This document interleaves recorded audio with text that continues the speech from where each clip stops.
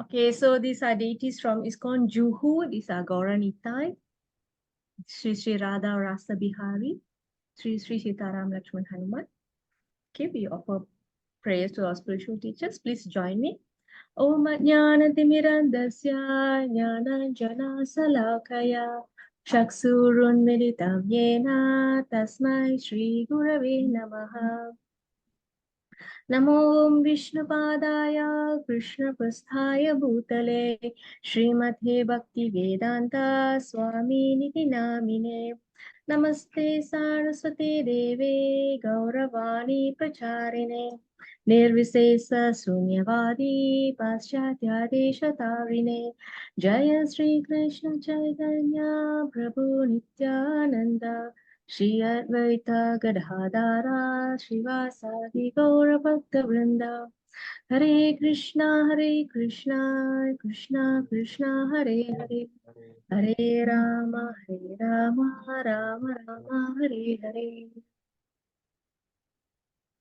Okay, so very few of us.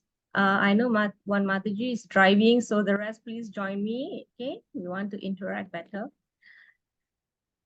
Srila Prabhupada ki jai. So you all remember the chapter 12 last week? What's the title? The last class. Vijay Prabhu? Yeah, Mataji. What's the title of the chapter 12?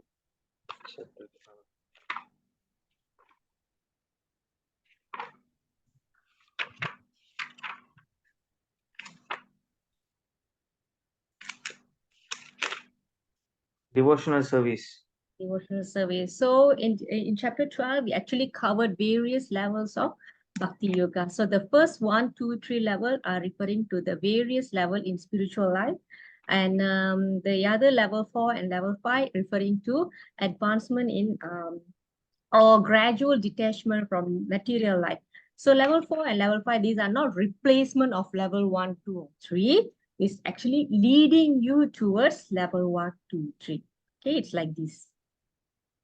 It's like this, yeah. Okay, for those who have no or whatsoever inclination towards spiritual life, they will start by doing this. They will abstain themselves from doing bad things. They will try to read books about God, and then they try to realize God within themselves by doing meditation. They will start by doing all this. Okay, so later on, they will come to a stage where they know that Krishna is God, but they cannot cultivate devotional service yet. So they will do work for Krishna. Okay, like donations or contributions, that kind of work, labor. And then once they become situated seriously, like they have a guru or mentor, then they will practice their devotional service like this, okay? They follow regulative principles of sadhana bhakti, and then they go to constantly thinking about Krishna. Okay, so these are the few levels. So actually here, they covered 11 and 12 together here. So this is going towards level 1, 3, 2, 1. Okay, this way. Okay, so let's move on. Prabhu, can you read this understanding of Gita? Yes, Mataji. The distinction between the Jiva and the Iswara will be explained in the 13th chapter of Bhagavad Gita. The Lord is Kshetrajana, conscious, as is the living being, but the living being is conscious of his particular body, whereas the Lord is conscious of all bodies. Because he lives in the heart of every living being, he is conscious of the physic movement of the particular jivas. We should not forget this. It is also explained that the Paramatma, the Supreme Personality of Godhead, is living in everyone's heart as Iswara, as the controller, and that he is giving directions for the living entity to act as he desires. The living entity forget what to do. First of all, he makes a determination to act in certain way, and then he entangled in the actions and reactions of his own karma. After giving up one type of body, he enters another type of bodies as we take off and put on clothes, as the soul does migrates. He suffers the action and reaction of his previous activities. These activities can be changed when the living being is in the in the mood of goodness, insanity, and understands what sort of activities he should adopt. If he does so, then all the actions and reactions of his past activities can be changed. Okay, thank you, Prabhu. So this is very much related to our chapter 13. So in chapter 13, we are going to see the relationship between Jiva and Ishvara. Okay, so we know that we are soul trapped in the body. Okay, we are forced to act in certain way. And in that process, we are trapped between actions and reactions. All right, and this is the impression that we get in our next life.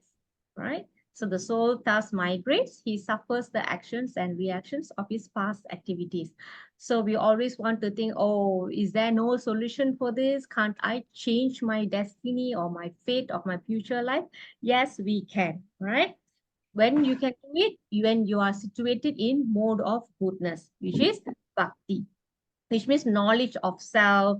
Okay, when you start asking, who am I? Why I'm suffering? Who is God? This is where the change will start to happen. All right. So when you are situated in a mode of goodness and you have all these questions, then you will understand and try to act in a way where it will be favorable for you to change your fate. All right. You will understand what sort of activities I should take up to change my future. Right. So this is the understanding. Okay. So this is our chapter 13. So we know that there are 3 sections here. All right. So you all remember, Saras Mataji, what is the first section of the Bhagavad Gita? Mataji, are you there? Yeah, I'm here. Okay. Do you remember the Bhagavad Gita is split into 3 sections? Do you remember what is the first section about? Can't recall, Mataji. Sorry. Okay, so the entire Bhagavad Gita is about bhakti, or achieving bhakti. So there are 3 ways, 3 sections. So first, to achieve bhakti through work. All right. The third one, achieve bhakti through knowledge. Okay, which is what we are going to do today, starting today. All right. The middle section is the bhakti itself. Okay, so this is the general understanding or general segments of Bhagavad Gita. So if we think, if we believe that, or if the philosophy says that bhakti is the end of all the, is the culmination of all the yogas, then why bhakti is in the middle? Why work, jnana? Why not karma, jnana, bhakti? Why karma, bhakti, jnana? Why the jnana comes next? Why the bhakti comes first? So to understand this, we need to know the connection between jnana and bhakti. So we have philosophically the knowledge of bhakti, but the knowledge, you know what the knowledge will give us? It will teach us how to detach us from Maya. It has all the techniques, the knowledge, the understanding, how to do this. So this is where you get it from. Okay, you slowly detach from Maya. So after this, what happens is that when you detach from something, you have to attach to something else. So we cultivate attachment to Krishna. And you use this knowledge to attain devotion.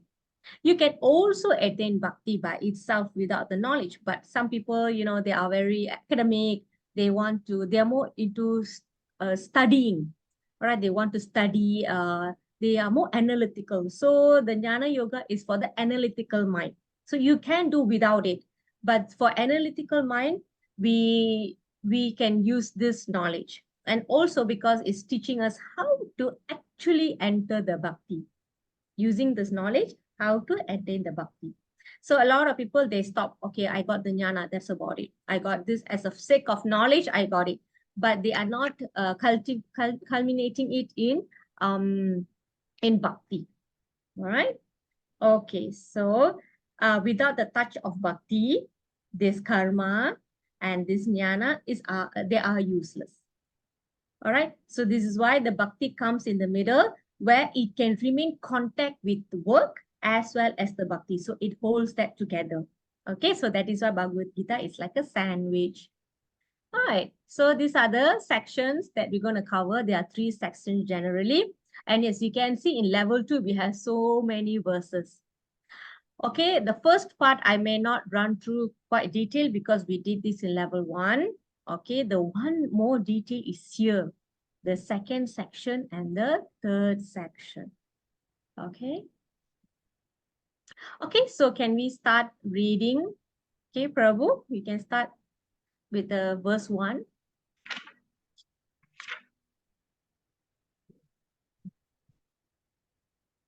Mataji, who Mataji? நீங்க தாங்க because you're the only Prabhu here. Oh, okay. Okay. Sorry, Mataji. Arjuna said, "Oh, my dear Krishna, I wish to know about Prakriti, Purusha, and the field, and the knower of the field, and the end of knowledge, and the object of knowledge." Okay. All right. Thank you, Prabhu. So here we have 6 questions from Arjuna. Okay. So please take note, yeah. This chapter is a little technical, so you really have to pay attention and take notes. Okay. So first question was, what is nature? Who is the enjoyer? And then this, okay, we can split this chapter 30 into 2 parts, right? So that we have part 1 and part 2. So the nature and the enjoyer we will cover in the next day. Okay, because that's how Krishna answered. Krishna answered the second part first. He answered the field, the knower, the knowledge, and the object of knowledge. So he answered in that way. So that's how we're going to cover as well. Okay, so like this, even though the first 2 questions are here, but Krishna decides to explain it much later. So he's going to explain field, knower, knowledge, and object of knowledge. So all these 3, right, 3, 4, 5, will pretty much covered like back to back. Okay, it's like very interrelated. And when goes to, this is 14 to 19, yeah, 19, not 9, 19. So object of knowledge is covered in two verses. Okay, so that will be part 1. And then next time we will cover part 2. Okay. All right, so yeah, like I say, please take note of the terminologies and concepts and their meanings. Okay, Saras Mataji. Thank you, Mataji. Supreme Personality of Godhead said, "This body, O son of Kunti, is called the field, and one who knows this body is called the knower of the field. O Shion of Bharata, you should understand that I am also the knower in all bodies, and to understand this body and its knower is called knowledge. That is my opinion." Okay, thank you, Mataji. So Krishna is answering first 3 questions. Okay, feel, the knower, and knowledge. Okay, so here Krishna is very directly saying the field means body. All right, this is our body. The person who knows about this body is the knower. Okay, obviously we know our body, so we are the knower. But there is also another knower. Who is that? Paramatma. Paramatma. He is in our body as well as in other people's body, other living entities' body. So we can only know what's happening in our body, but he knows what's happening in everybody's body. Okay, so you see here, I am also the knower in all bodies. And to understand this concept is the knowledge. Okay, the relationship between the field, the knower, and the all-knower, all right, which means the body, ourselves, and Krishna as Paramatma, the relationship between these 3 elements, this is the knowledge. Okay, that's what Krishna is saying. Okay, so I'm sure you remember these examples. Like we only know what's happening in our house, whereas the owner of our apartment building will know what's happening in the entire building. Okay, So that is the difference. We are only taking care of our own house, but the owner of the building taking care of the whole apartment, the building. Okay, so similarly, the farmer is also like that. The farmer can only know what is happening on the land that was given to him or the land that he owns. But the king of the state or country or that place or the village will know about all the land in his area. So that is the difference. Okay, this is the Kanaka story. Prabhu, did we cover this in level 1? Were you in level 1 class with me? Mataji, Kanaka story. Do you know this Kanaka story? is it the one that's fish about the fisherman? I just remember about the boatman, I know. No. Saras Mataji, are you familiar with this story? Have I done the story with you? I was not with you in level 1, but I think I'm not familiar with this story. Oh, Mataji, Okay. I'm not in level 1, Mataji. Okay. So this story is about the Kanaka. Kanaka is one of many disciples of I don't know who's this guru. Hold on, yeah. Okay, I don't know the guru's name. So this is one of the disciples. So this disciple, he's very like he always kept to himself. Okay, so one day,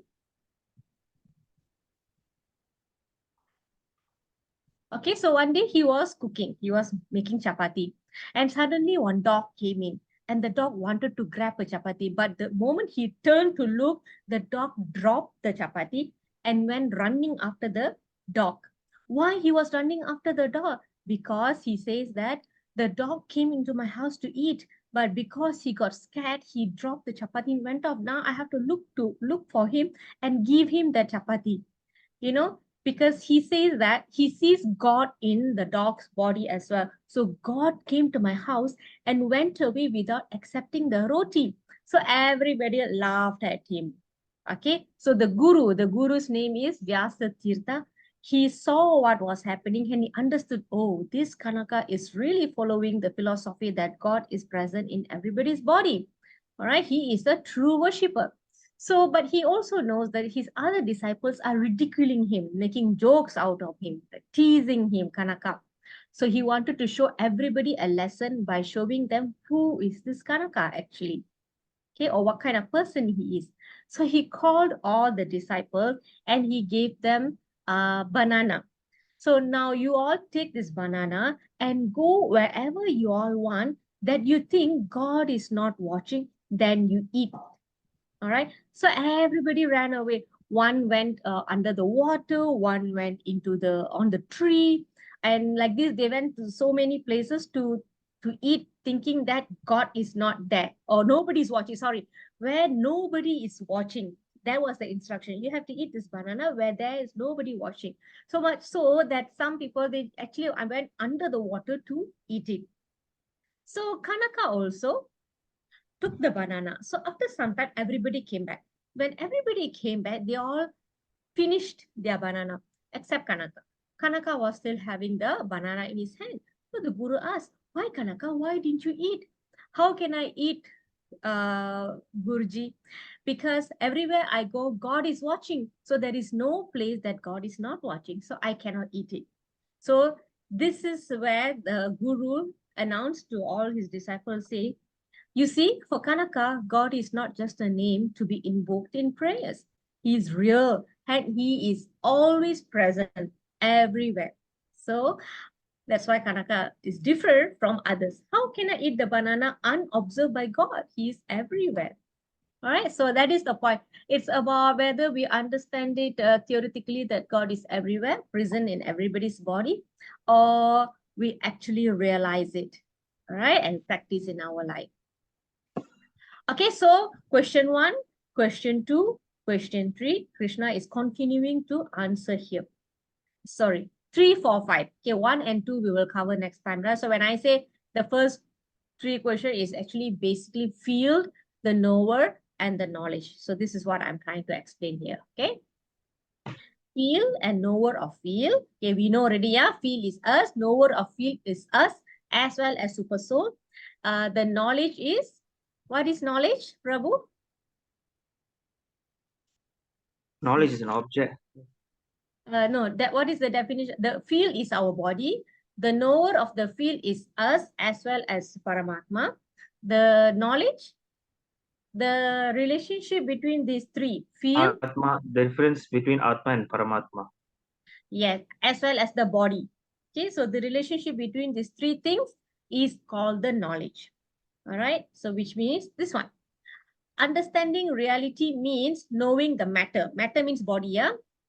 The spirit soul, which is our Atma, and the Supreme Lord, Paramatma, in proper perspective, which means we cannot think that because God is inside us, we are also God. So that is not a proper perspective. The proper perspective is we are different from Supreme Lord. All right, so this is why the caution is given here. Do not consider the Supreme Personality in everybody's body to be one with individual soul.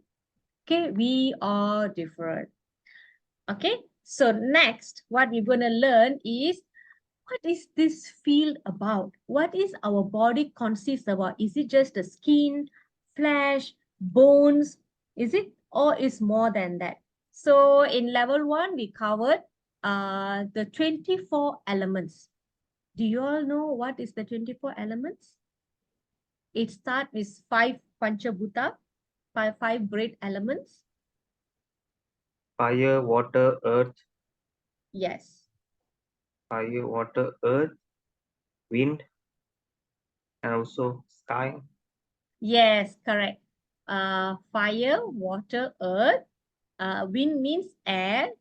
Sky is ether. Okay, correct. So this is 5 elements. So next we have,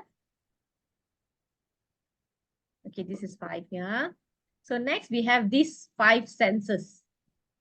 Eyes, ears, nose, tongue, and skin.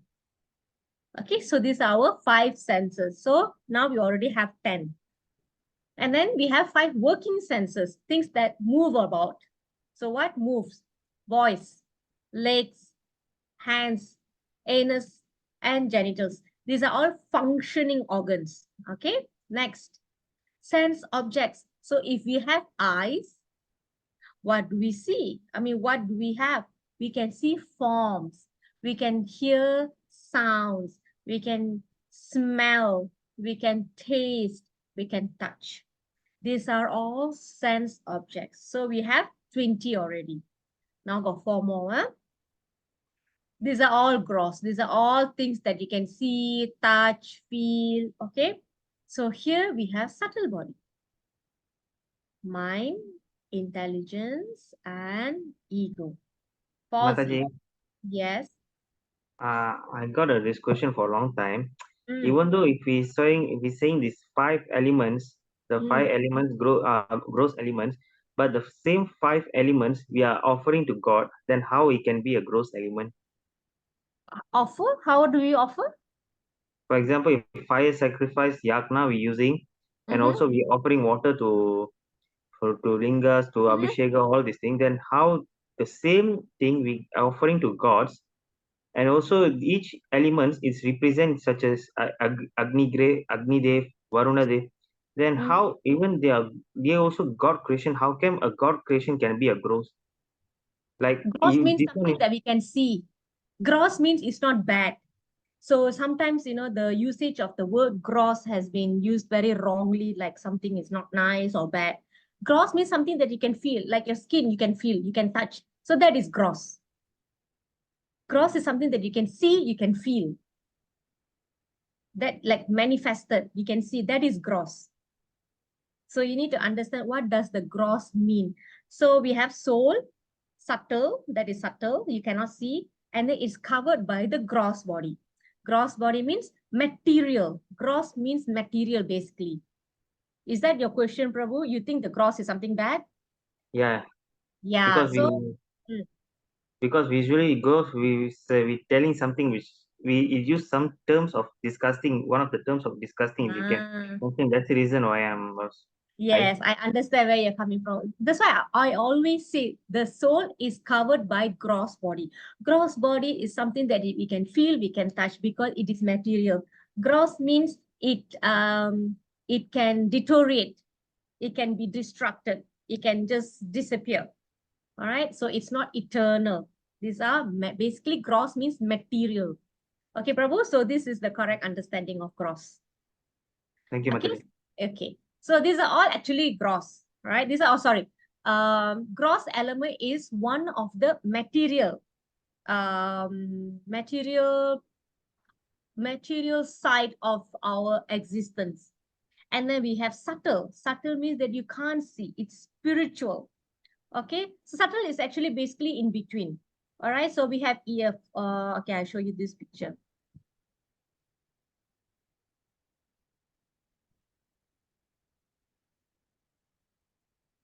Okay, never mind. I will come to that part.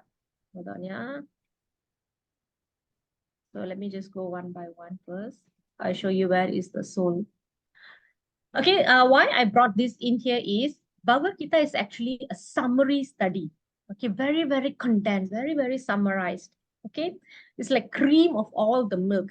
So if you want to know more about this, then you have to look for the Vedas, the Upanishads, all right. So on this bodily thing, right, this all these 24 elements, you have to look for more information in Sariraka Upanishad. Sarira means body. Okay, so this Upanishad has more information about body if you want to know. Okay. So this verse here is talking about what is the relationship between the 5 elements and our body. So here, so the water element is whatever liquid that we have in our body, blood, water. Okay. Fire, the heat that we have in the body. So that is fire. And anything that moves in our body is the air element. All right. And if there is any openings or pores, that is cosmic space, the ether. All right. And whatever heart that you can feel, you can touch, you can beat, right? This is all made of earth. All right. So these are the gross elements of our body, of this field. All right. So what do we use these gross elements for? All these eye, ears, nose, tongue, skin, all that, to see things, to read, to hear. Okay, so we engage all these senses in these activities. Okay, and now what else? Now we have subtle body. Okay, so this is the diagram that I wanted to show you. So we are the soul. Okay, so we are here. So the soul is here. It is covered by subtle body, and then it covered by gross body. Again, these are the things that we can feel.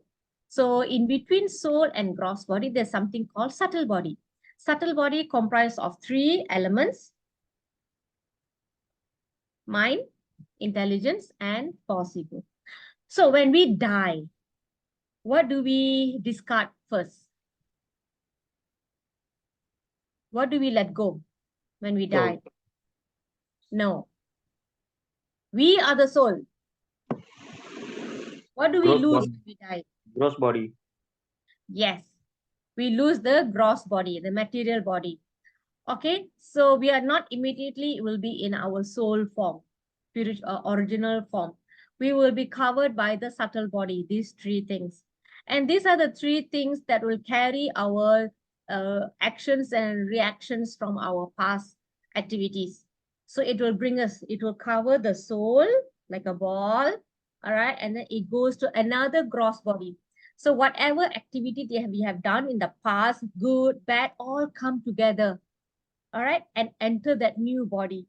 And accordingly, we will enjoy or suffer the reactions of the activity that we have done previously. So until we purify ourselves through devotional service, the soul will always be covered by subtle body. And until and unless we let go this subtle body, we cannot go out of this material world back to the spiritual world. Okay, understand? So it's easy to let go gross body, but it's not easy to let go the subtle body. Imagine millions of lifetimes we are carrying our impressions in our subtle body, and the soul is also going with it. and then we suffer and enjoy forever and ever and ever. Okay, so this is the diagram. Soul, subtle body, and gross body. All right, so now we go back to our material body, okay, the gross body. So what happens to us? What happens to our body? Our body goes through 6 kinds of transformation. So who can read? Yes, Mataji. Okay, Prabhu. Just as the fruit and the flowers of a tree in due course of time undergo 6 changes: birth, existence, growth, transformation, dwindling, and then death. The material body, which is obtained by the spirit soul under different circumstances, undergoes similar changes. However, there are no such changes for the spirit soul. Okay, thank you, Prabhu. So we are changing the body. The soul always remain the same. So I tell you now, what are the 6 kind of transformation? So Mataji, are you able to tell what are the 6 transformations from the passage? Saras Mataji? Birth, Okay, birth. and then growth, Yes, transformation. correct. You go to degenerative process, dwindling, and then Yes. death. Okay, so that's how many? You said 4. Okay, 1, 2, 3, 4, 5, 6. Okay, so yes. So this transformation, let me explain this one.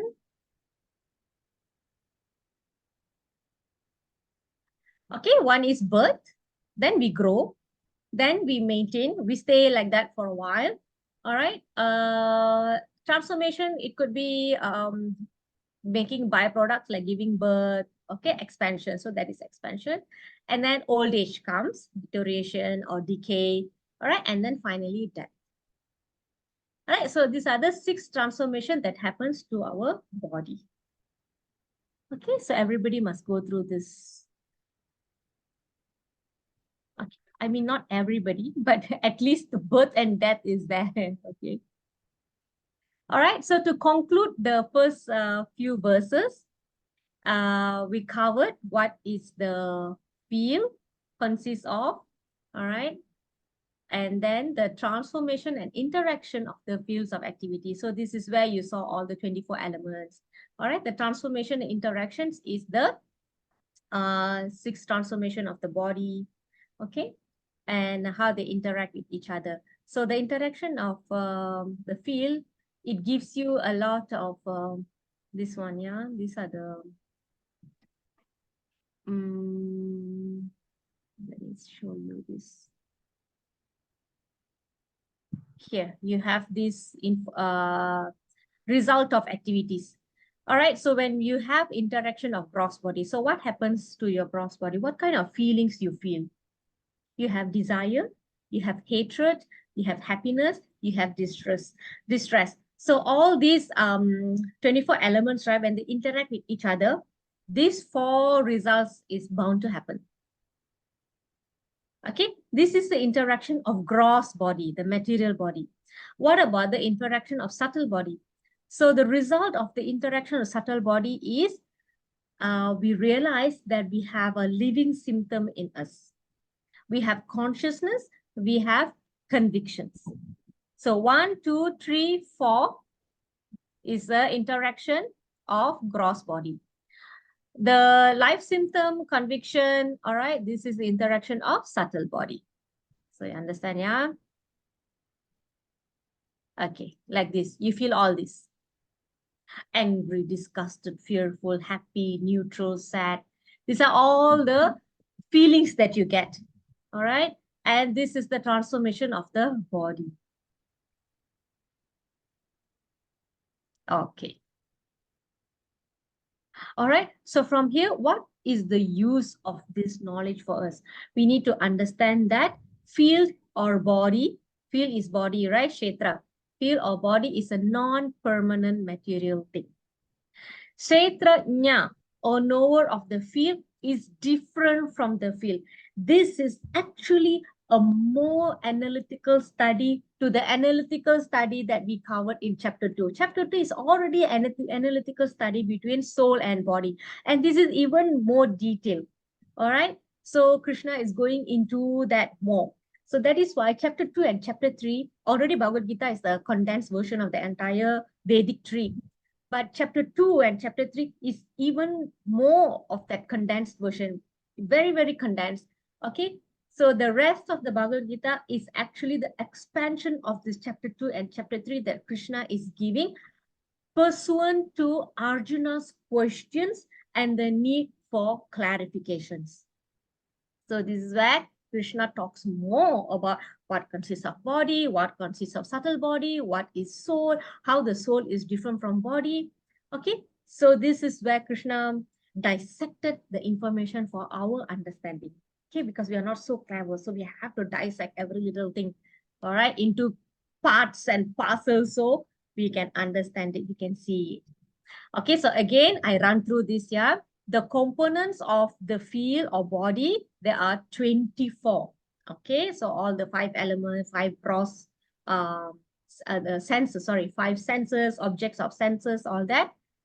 Interaction of gross body, what do we get? There are two kinds of, Feelings. yeah, yes, Prabhu? Feelings. Okay, The what kind of, emotion. there were 4 And right, studied just now. What is that mainly? Desire. desire. Something you like is desire. Something you don't like is hatred. Correct? Okay. And then we have happiness and distress. Very easy. Desire, hatred, happiness, distress. Everything boils down to these 4 things. Okay. How about interaction of subtle body? There are 2 terms that we covered just now. Consciousness and convictions. So you have your Bhagavad Gita with you, yeah? Okay, so that one. And then finally, we did the 6 changes of the body. What are the 6 changes, Prabhu? Birth, growth, transformation, dwindling, and birth, growth, transformation, dwindling, death, and Death. death already. Okay, so you go by step. Birth, growth, stays, and then produce byproducts, decay, and death. Okay, 6. Okay, so we are done with the first section. So we are moving into section 2. Now, how do we use this knowledge to detach ourselves? So you remember this part here. All right.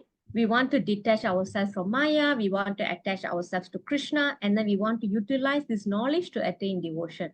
So how do we exactly do that? We do by this. We cultivate all these qualities.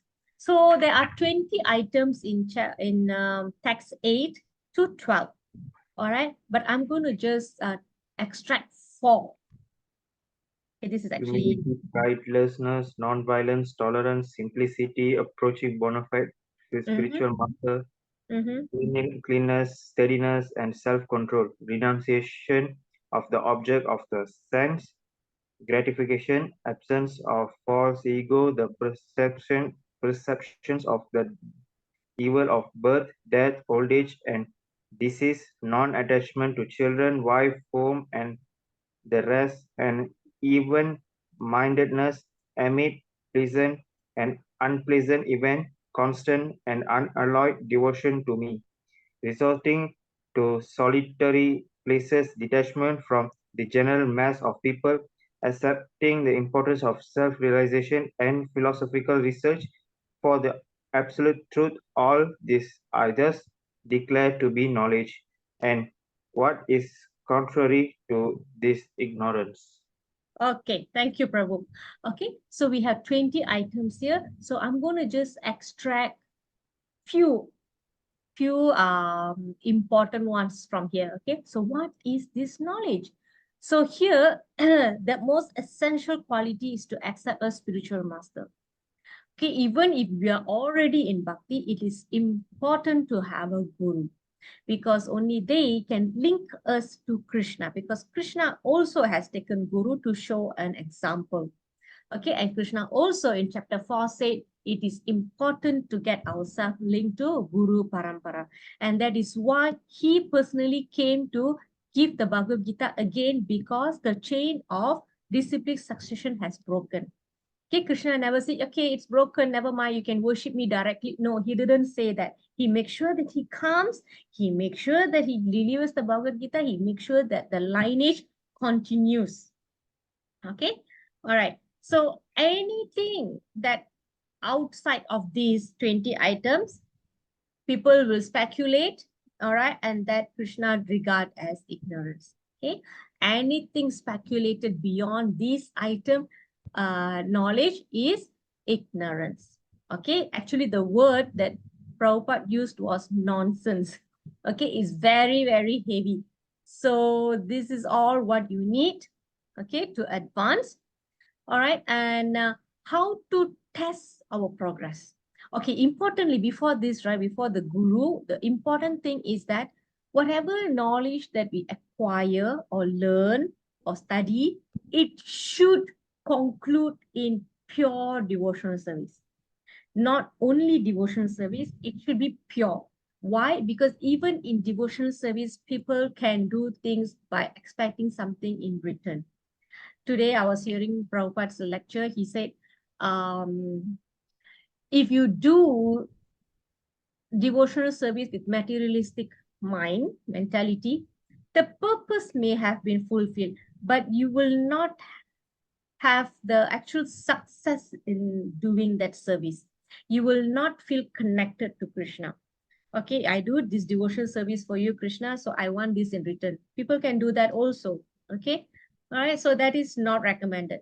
It should be pure devotional service or unalloyed devotional service. So this word here, unalloyed. All right, and how do you know whether you are advancing? There are two things.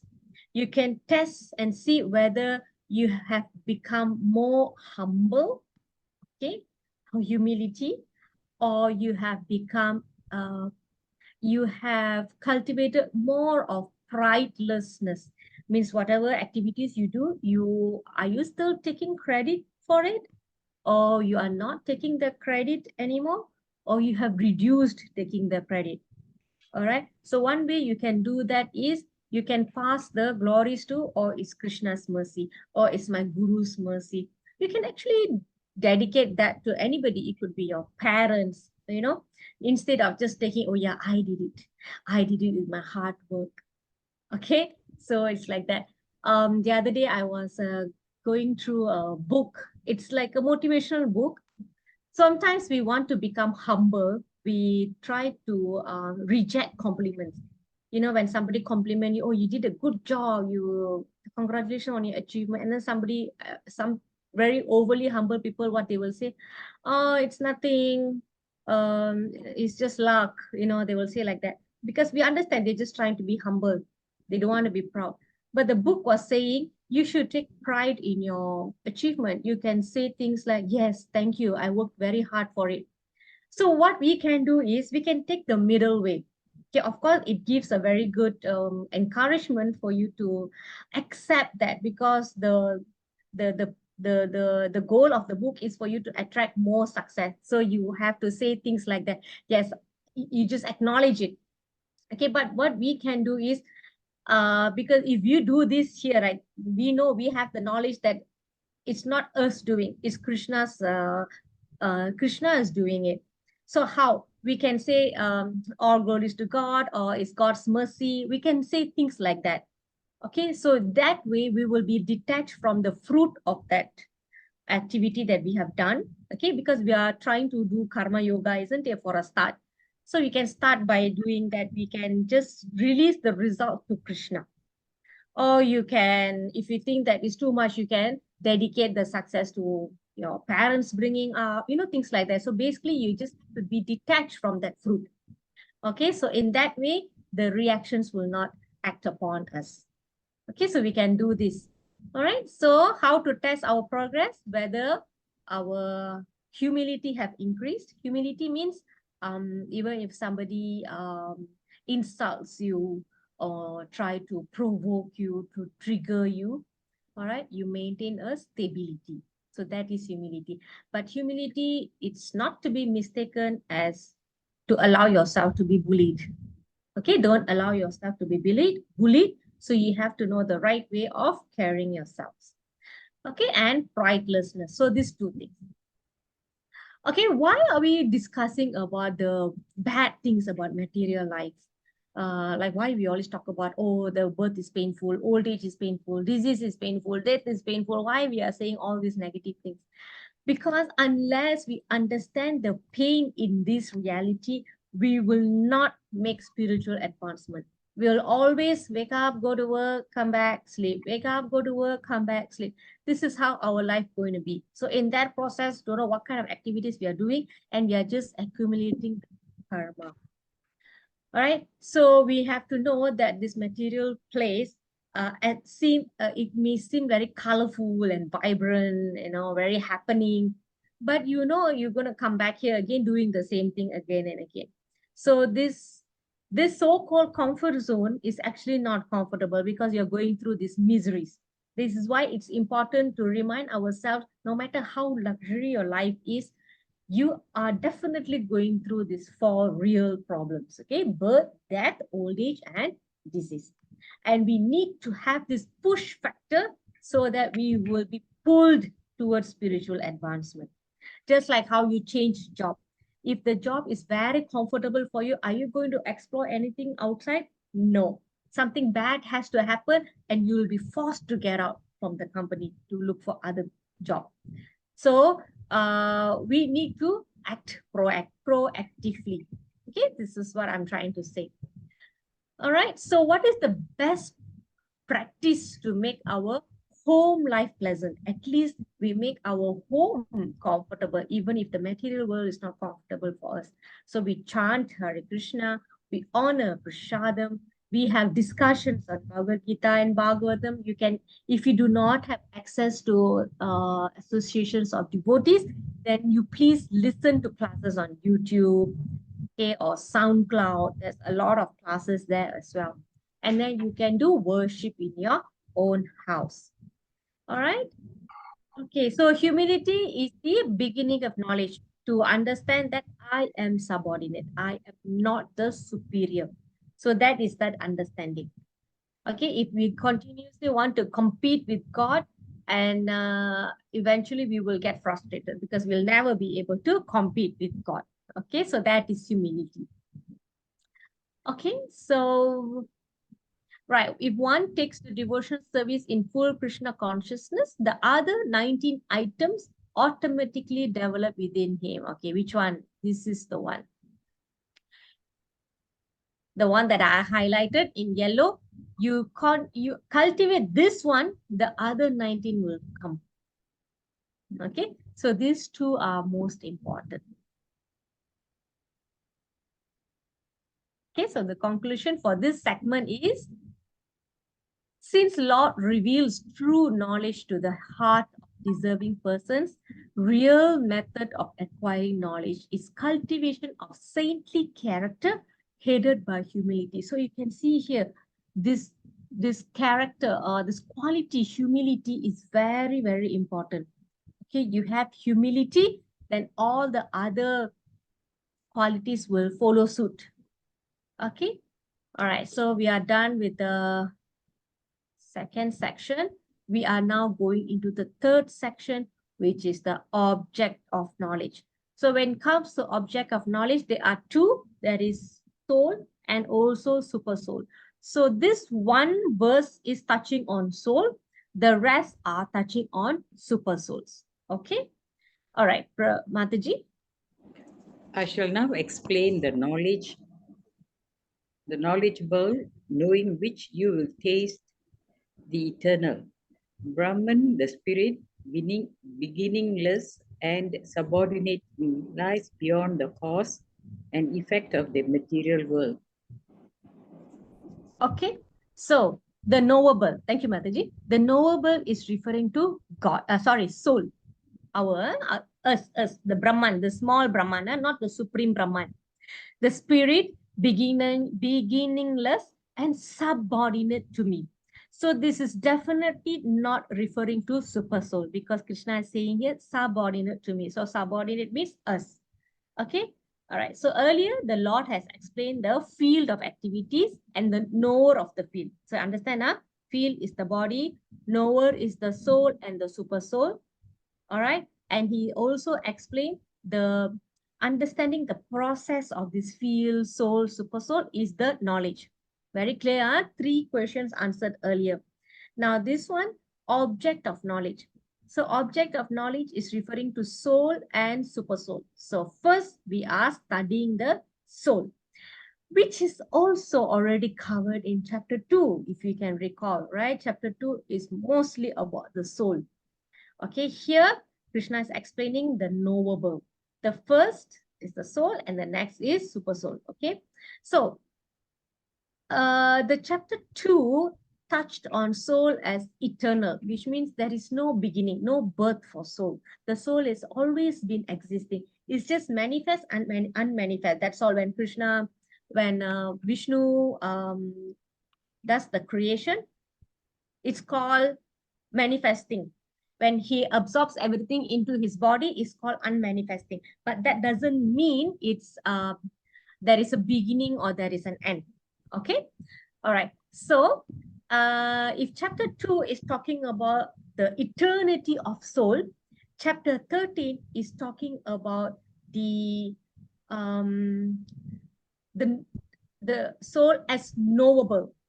We need to know certain things about the soul. Okay. So this eternal, right? This eternal. This eternal is covered in chapter 2. And then we have eternal means beginningless. Okay, so we have the subordinate. And another term here is lies beyond the cause and effect of this material world. Okay, so it doesn't belong in this material world. And why are we learning this? By knowledge of the knower, which is the soul and the super soul, one can relish the nectar of life. At least you know, oh, I am not forever going to take birth again and again.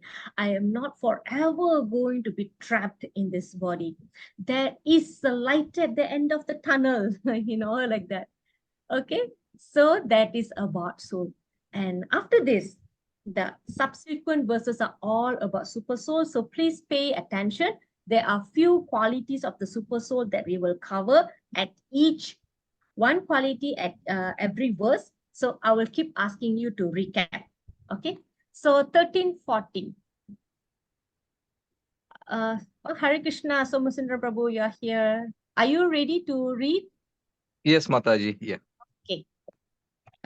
Everywhere. Everywhere are his hands and legs, his eyes, heads, and faces, and he has ears everywhere. In this way, the super soul exists, pervading everything. Thank you, Prabhu. So this verse is talking about how the super soul is. What can you conclude from here? It's talking about everywhere, pervading, means the quality of the super soul is all pervading, like a sun. Because the sun is all pervasive. The sun doesn't discriminate. Oh, this area is not worshiping me, so I am not going to cast my rays at this place. It's not like that. And it's limitlessly, it's throwing the rays everywhere. So like that, the super soul's hands and legs and eyes, heads and faces, ears, everywhere. So in this way, the super soul exists. So this is a picture where Draupadi was in distress. And as soon as she surrendered to Krishna, Krishna protected her from wherever he was. He doesn't have to be personally present there to protect his devotee. Okay, how Krishna came to the rescue? Because he's everywhere. He's just waiting when we will call him. Okay, so that is the quality of super soul here. All right, so next. All right, yeah, even though he's everywhere, but when we offer him something, he will lovingly accept it. Okay, This is how he's all pervasive. He's so far and yet he's so near. It's like that. Okay. Next one. Vijay Prabhu. Yes, Mataji. The Supersoul is the original source of all senses, yet he is without senses. He is unattached. Although he is the maintainer of all living beings, he transcends the modes of nature, and at the same time, he is the master of all the modes of material nature. Okay, thank you. So the key word here is transcendental. Okay. Why? He may have forms, he may have senses, he may be residing in our heart, next to our soul.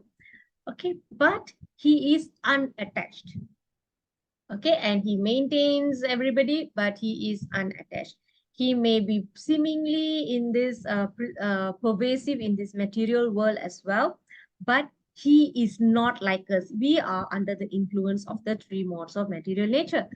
But here, he is said to have transcend. He transcends the modes of nature. So he's above the modes of nature. So even when he comes as Lord Rama or Lord Krishna, he seems like suffering. In normal view of people, or Lord Rama suffered in forest, or Krishna suffered as a cowherd boy. No, Krishna is so dark. Sometimes, you have these viral messages like, oh, Krishna has done very bad things in the past. That is why he's born dark. No, Krishna is above all these modes of nature. Nothing acts upon him. All right. And he is the master of all the modes. Sorry. Master of all the modes of material nature. Okay, so we can actually relate this verse to flashback to chapter 7:14, where he says, this divine energy of mind, consisting of the three modes of material nature, is difficult to overcome because we are under the control of three modes of material nature, and he is the master of the material nature. So therefore he says, if you surrender unto me, then you can easily cross beyond it. Okay, can you see the relationship between these two? We are influenced by the modes of nature. And because he is above the modes of material nature, he can give us this promise. So that proves that he is transcendental. Okay? All right. So move on. Krishna's senses are not material, they are transcendental. Okay, so we cover this. Okay, okay, I can touch a little bit on this, where you can see that he has forms similar to us. Oh, he also has eyes, he also has hands and legs, he also carry out activities like ordinary human being, just like how Lord Brahma was illusioned, right? How can this normal looking boy can be the Supreme Lord? But Krishna had to play a trick on him to show him nothing stops Krishna. If he wants to perform a Leela, then he will just have to perform it. That doesn't mean he'll become as normal as us. He's not becoming on an equal position like us. Okay, so our senses, our organs, our working senses are all material. One day it's going to decay and destroy. But Krishna's body is not like that. Okay, he may have a form, but his form is spiritual. All right. Okay. Is this Saraswati? Okay, I'll read. Okay, Mataji. The supreme truth exists outside and inside of all living beings, the moving and the non-moving. Because he's subtle, he's beyond the power of the material senses to see or to know. Although far away, he's also near to all. Thank you, Mataji. Thank you, Mataji. So there is, okay, this is about reconciling. Okay, how many qualities we covered already for Super Soul? Transcendental, Transcendental. Before that? knowledge between Atma and Paramatma. No, the Super Soul's quality. Okay, this is reconciling. Before that, transcendental. Before that? It's detachment from material, from metal detachment. The one, yeah, difference.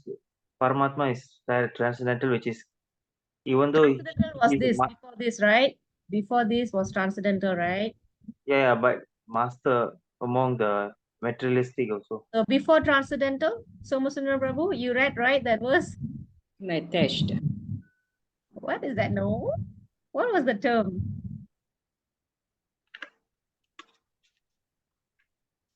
Remember?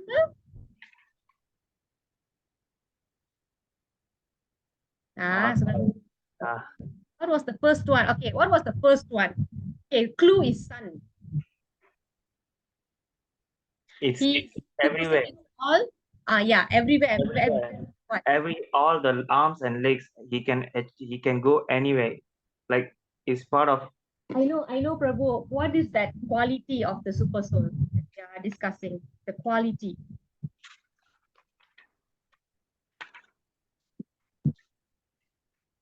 Pervasive, right? Pervasive, correct?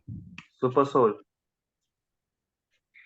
Pervasive like sun. Okay, he is everywhere. That is why he can come to Draupadi's rescue. Number 2 is transcendental. We just covered the transcendental, whereby he is above the 3 modes of material nature. Correct. Now we are on the third quality, reconciling. So reconciling means it's like a balance. Reconciling means balance, right?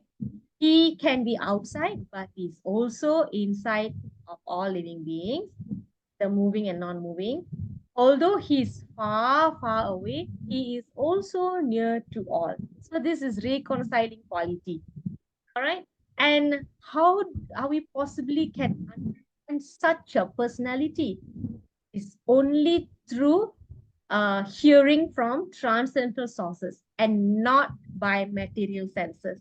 Sometimes we have people challenging us, "Oh, if God is true, show me where is God."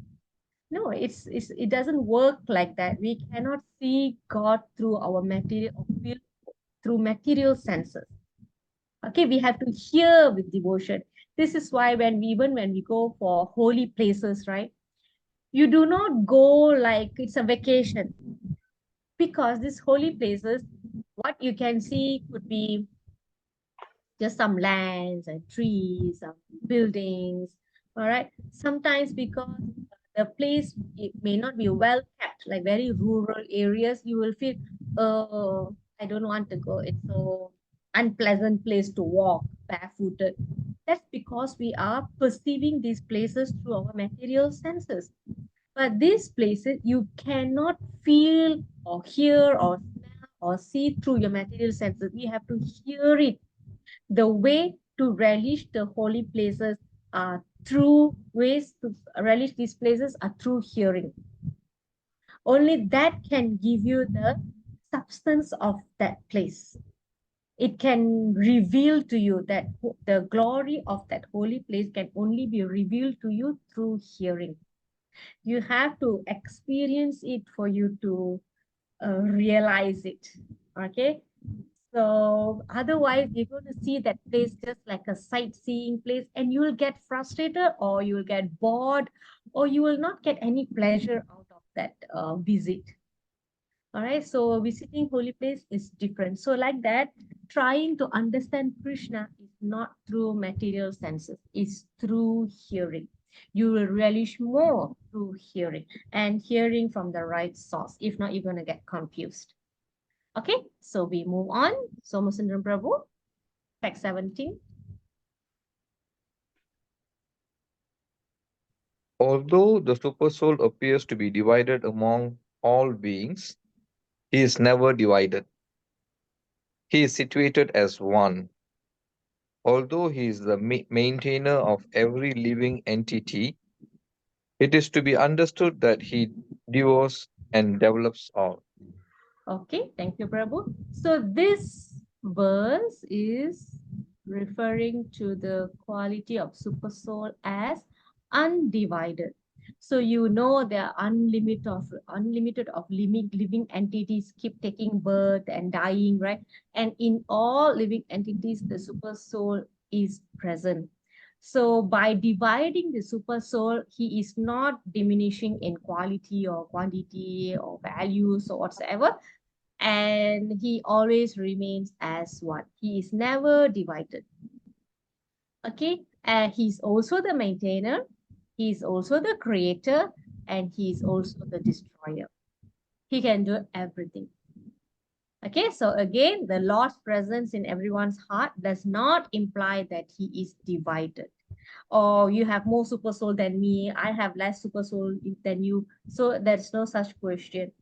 Okay, everybody experienced the super soul's presence in our heart. Okay, what else? And in chapter 11, Krishna also said that I came here to destroy everyone. So that verse substantiates this term here. Okay, devour. Okay, this is the maintainer, devours and develops. Okay, so far we have covered how many qualities? 1, 2, 3, 4. Okay, we are entering the fifth one. Okay, this is where Krishna actually reveals the identity of the one he has been describing. So, Vijay Prabhu. He is the source of light in all luminous object. He is beyond the darkness of matter and is unmanifest. He is knowledge. He is the object of knowledge and he is the goal of knowledge. He is situated in everyone's heart. Thank you, Prabhu. So if you can recall, we are actually on the sixth question, the object of knowledge. Okay, so we are done with the first object. The first object is there are two objects of knowledge, right? First was, there are two, remember? 13:30, we discussed about which object?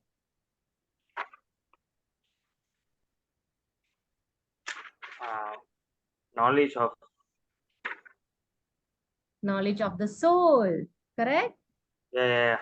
Yeah. After that, 14, 15, 16, 17, 18, talking about?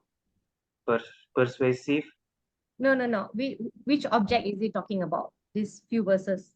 14, 15, 16, 17, 18. Subtle body. No. Mataji? Transcendental. Discussing now.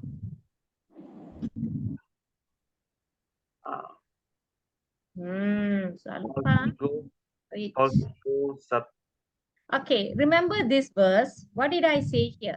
Object of knowledge. Okay, Krishna is answering the last question, object of knowledge. So there are two objects of knowledge.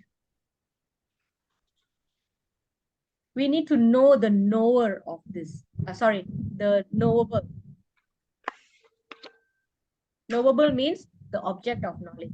So in this verse, we covered the subordinate element. If subordinate element means is the Atman, right? We, Atma, the small Brahman. So after that, who are we discussing about? Jivatma. Bukan Prabhu. This is Jivatma. This verse is about Jivatma, the first object. Now we have moved on to the second object. Who are we discussing about here?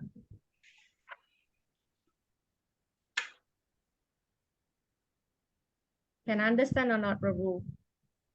Master of material. Okay, Prabhu, I repeat my question, yeah? There are two objects of knowledge. First one we covered in this text, 13:13. Sarasmataji, you following? Okay, so who did we spoke about? Who did we study here in verse 13? Us, right? Spirit soul, right? His soul, which is immortal, which is don't have a beginning and also ending. Okay, so 13:13 is about soul. And then we are covering the next object. What is the next object? That is Paramatma. Yes, we are now discussing about the super soul. Understand? Two objects of knowledge. Okay, so we have done this. So now Krishna has been describing the various qualities of the person that he is talking about. And now he is going to tell us who is he actually been describing about. Okay, so his source of light, He's beyond the darkness of matter. He is the knowledge. He is the object of knowledge. He is the goal of knowledge. He is situated in everyone's heart. If he said something like this, he is situated in everyone's heart, then who is he talking about? About himself, who is it? He is talking about Paramatma, which means Krishna can be realized in three aspects, as Brahman, as Paramatma, and Bhagavan. Okay? Yes, Dasanta Prabhu, you joined, you managed to. Okay, so this is the second object of knowledge, which is the Paramatma, who is the source of all knowledge and enlightenment. Okay, so before this, you see, Krishna didn't mention the term super soul here. You can, okay, yeah, he did mention, but he didn't say here Paramatma. This is the translation. So all these are, he is explaining the qualities. Then finally he says, who is he? He is situated in everyone's heart. So he has been describing about super soul, who is the other object of knowledge. So with this, Krishna has answered question 3, 4, 5, 6. Krishna answered 4 questions. Okay, up to text 13. Okay, and this is the summary. Dasarathan Prabhu, would you like to read? Hey, Prabhu, are you there? Okay, never mind. Vijay Prabhu. Yes, Mataji. Mataji, Dasaratham Prabhu just said. Okay, Prabhu, you can read. Mataji, can you hear me? Yes, yes, yes. Now can. Okay. 13.19 translation. Thus, the field of activities, the body, knowledge, and the knowable have been summarily described by me. Only my devotees can understand this thoroughly and thus attain to my nature. Thank you, Mataji. Okay, thank you, Prabhu. So, Krishna is ending his explanation of the knowable by describing to Arjuna the qualification of one able to understand these topics. So actually he summarized. Okay, so now I have covered this field. I have covered knowledge and the knowable. Okay, knowable is what we covered very recently now, the two objects of knowledge. Okay, I have summarized to you. Again, this Bhagavad Gita is entirely about a big summary, a condensed summary, because otherwise, if you want more information, you have to go and open the actual Vedas, you have to open the Upanishads. So here Krishna said, summarily described by me. And because it is very analytical, it can get very, very heavily technical. Krishna is giving a easy way out.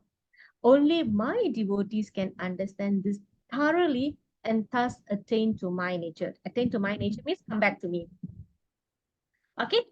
All right. So this is the bonus for devotees. Is easier to understand. Actually, if you have not taken a guided learning method, it's very difficult to understand this chapter 13. Even I myself had difficulty understanding this chapter 13. It took several attempts on my own. But when my Guru Maharaj explained, when I attended a class, Gita Gyan class by Guru Maharaj, that is where it become very clear to me. So this is why it's important to hear from a guru. Okay, so it's really immense mercy that they give out, that you can understand this kind of heavy topics. Okay, all right. So let's recap again quickly. Okay, before this, yeah. Okay, because Krishna summarized here, we have covered the field of activities, which is what is field? The body. Okay, since it's already given here. What is knowledge? Saras Mataji, what is knowledge?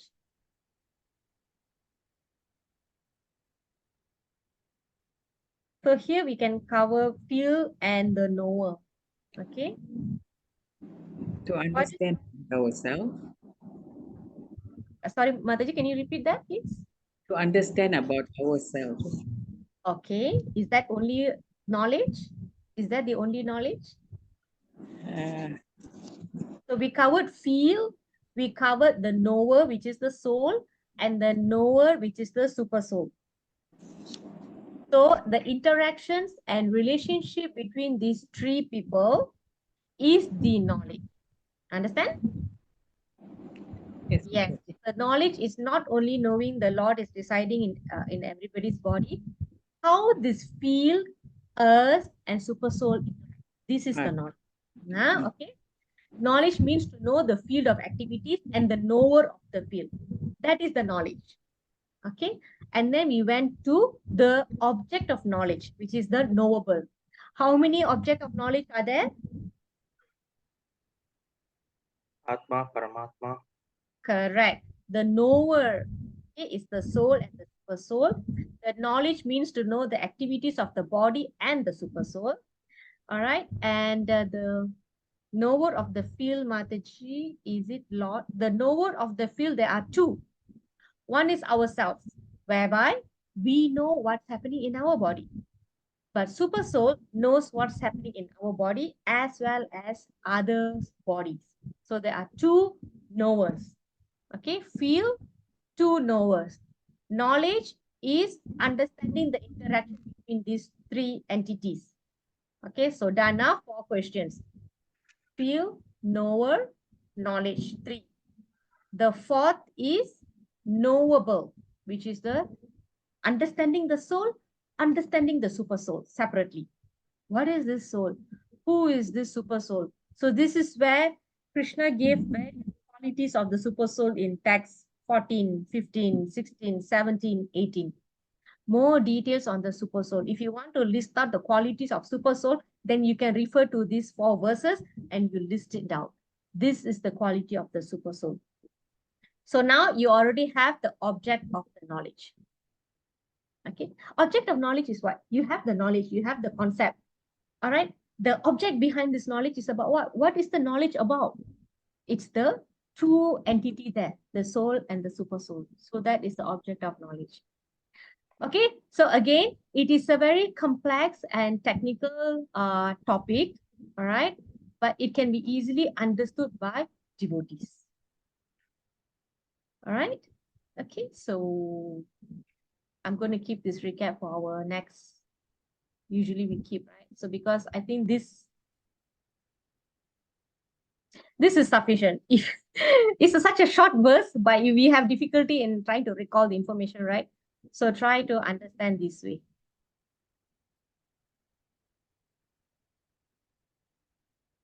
Here. Okay. So these are the 6 questions. Here, the body is the field. All right. One who knows this body is the knower of the field. And Krishna said he is also the knower in all bodies. And to understand this verse is the knowledge. So here Krishna already answered 3 questions. And the other 2 objects of knowledge is the remaining 4th question. Okay, so I'm going to skip this and I'm just going to end with one story here. Okay, so it is stated in Bhagavad Gita that we have to remember Krishna. That is the goal of life. If you study all of this, but we cannot remember Krishna the next day, then it's no point. All right, the entire effort of this study is make us remember Krishna. So what happened here? One day, Mahaprabhu went to South India Ranganatha temple, and then he saw there one Brahmana. He was struggling to read. Actually, he was illiterate, and people around were laughing at him. He's illiterate, he cannot read, but why is he holding Bhagavad Gita, pretending to be reading? He's also shedding tears, he's also crying. So Mahaprabhu went over to him and he said, my dear Brahmana, what are you doing?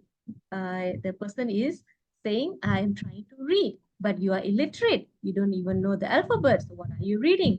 Well, my spiritual master knows that I'm illiterate, but he still asked me to read Bhagavad Gita. What can I do? So I have to follow his instruction. So since I cannot read, I am just looking at this picture here of this cover where Krishna is driving the chariot of Arjuna. All right. So, okay, that's all right. You're looking at the book, but why are you crying? Of course, I am crying because Krishna is such a huge personality. He's a supreme personality of Godhead. But He's sitting there just as a mere charioteer, a driver for his friend Arjuna. And Krishna, after that, Krishna is talking and Arjuna is hearing. All right, so at that position, at that scene, he's able to understand what is happening there. All right, Krishna is so nice. He has become a charioteer of his devotee. He's so great, but he has become a menial service provider for his devotee. Right, and that gives me so much of a pleasure to know how humble Krishna is, and that makes me cry. All right, and then another thing is I can see that he is teaching Arjuna, and Arjuna humbly hearing it. That also is very moving for him. So this way, he is using whatever that he is seeing to remember Krishna. So that is the goal. So Mahaprabhu thought, yes, you're right. That is the thing. You are simply remembering Krishna, Krishna teaching Arjuna, and Arjuna is hearing. If you simply remember all this information by just seeing all this information by seeing the picture, that is sufficient. That is great, even if you think that you cannot read. And here we are, that we are able to read, but maybe we are not able to digest a lot of technical, difficult things. But with the assistance of the right guru, you will be able to understand. Okay, so no need to feel so sad. All right, okay, so this is exactly what I was saying. Okay, Somasundram Prabhu.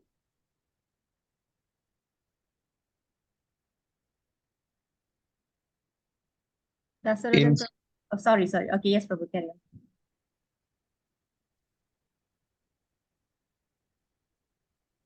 in spite of our not understanding everything very analytically, as they are described in the Vedic scriptures, one can understand himself by the simple process by chanting the holy name of the Lord. That is special gift of Lord Chaitanya. He said that if you chant this Hare Krishna mantra, then automatically everything will be revealed unto you. Jai. Thank you, Prabhu. So that is the goal. So we should continue to read and also chant as well. Okay, so that's all for today. We will have to continue the part 2 in our next class. So my apologies for the last 3 weeks because I went outstation. The second week, my laptop was in shop. I had to change the entire keyboard. And last week, I had some preparation for Guru Maharaj Vyasa Puja, which is okay, finished already. So we should expect our classes to resume properly after this. Okay, so unless there is festivals, I think Guru Maharaj is not coming here until April or May. So that should be okay for a couple of months. Okay, so that's all. I hope you all had a very good Chinese New Year holiday break.